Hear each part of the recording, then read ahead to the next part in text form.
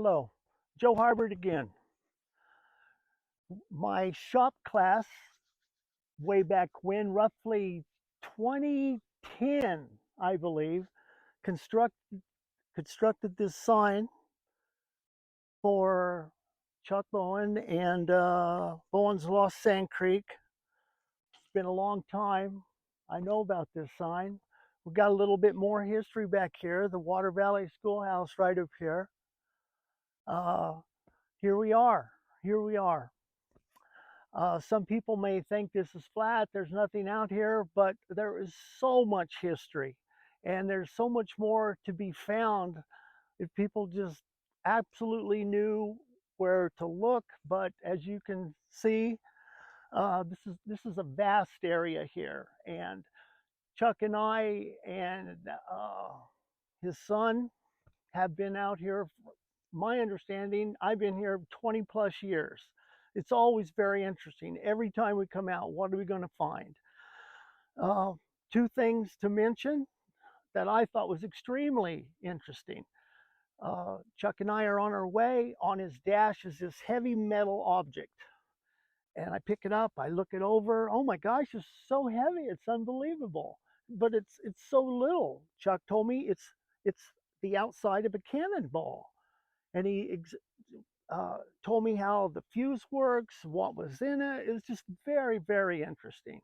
So we pull up to the where we're going to look for artifacts that day, and he said, "Oh, see that green post out there?" And from where we were, it was roughly 75, 80, maybe 100 yards away. And I said, "Yeah, yeah, I see that." And he said, "That's where I found that cannonball fragment." And I thought, "Oh my gosh, we're so close to that." So anyway, we proceed. Chuck has his metal detector, I have mine.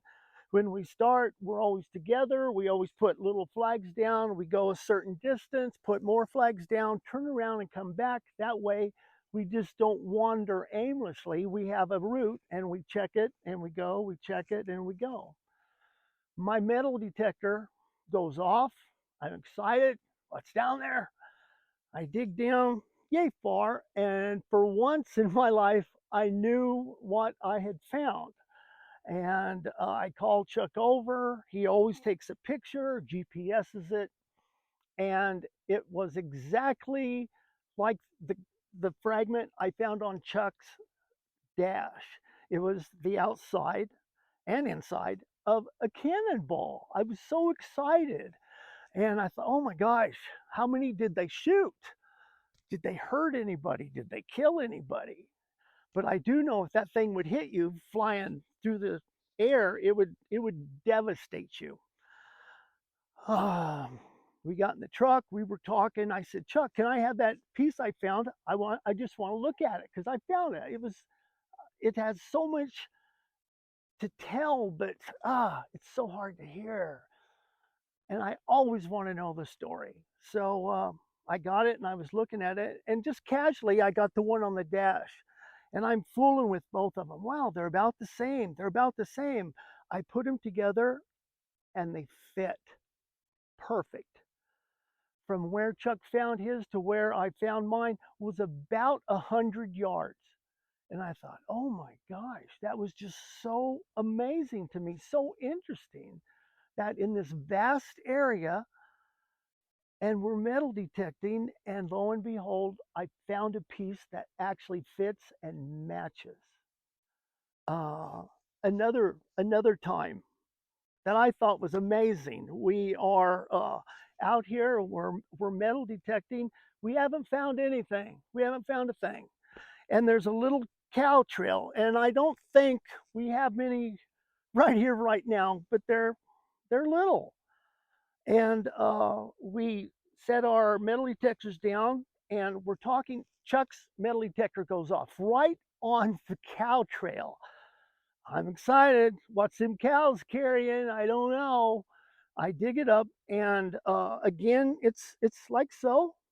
Dig down, and it's a metal star, and that star would probably fit on a quarter. It was about that big.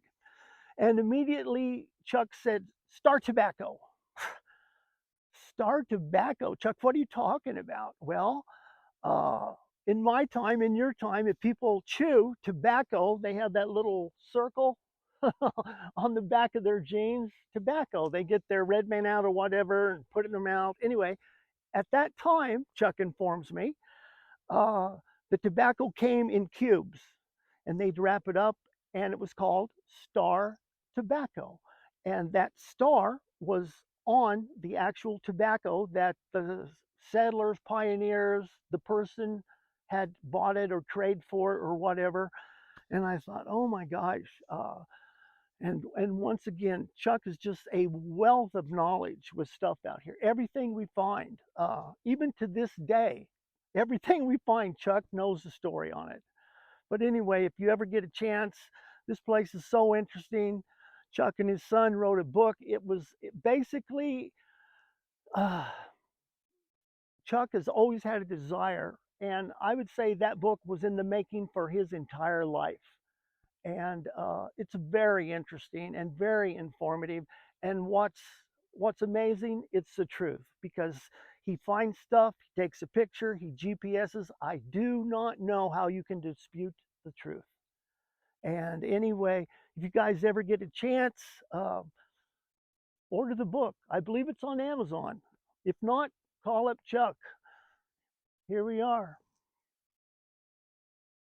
Guys, have a great day.